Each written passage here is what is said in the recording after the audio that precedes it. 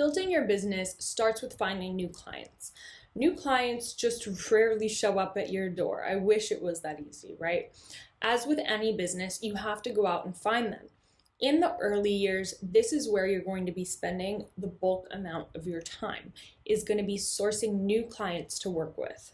Remember our funnel math from the last section? Only 10% of all the prospects we engage with are going to close and become clients. So this means we need to talk to a lot of people.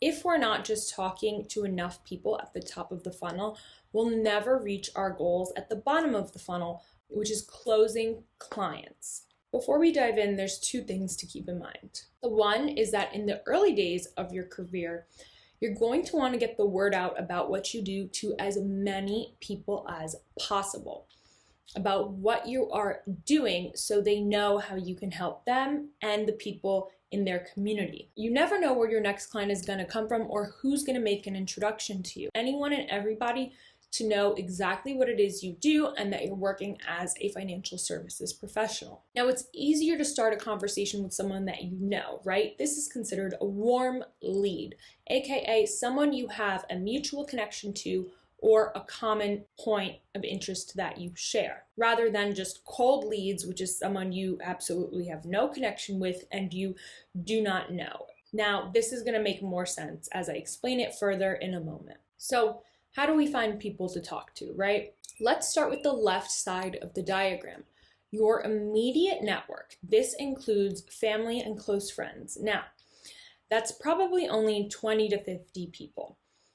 These are people that you speak with and hang out with on a regular basis. This is a great group of people to, number one, practice your new sales pitch to, which we're going to be covering in the next section, and two, help get the word out.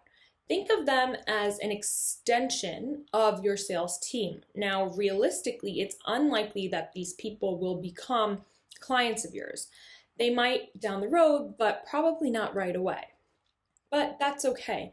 They can still be a great resource to you. So how do we find more people to talk to? Let's cast a wider net. This group of connections will be a bit broader, but we'd still consider them warm leads. Either you personally know them or you have a common connection with them through a mutual friend that can introduce you.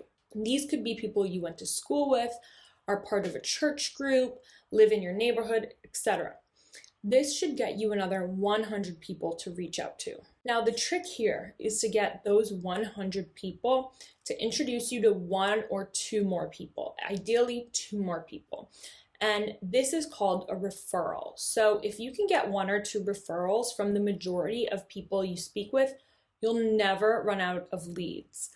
We'll chat more about this on how to get referrals later on in this chapter. Once we tap out that group, we'll go a bit broader to prospects that we don't know personally, don't have a mutual connection with, but still maybe share some common connection or background with. Think of an alumni group.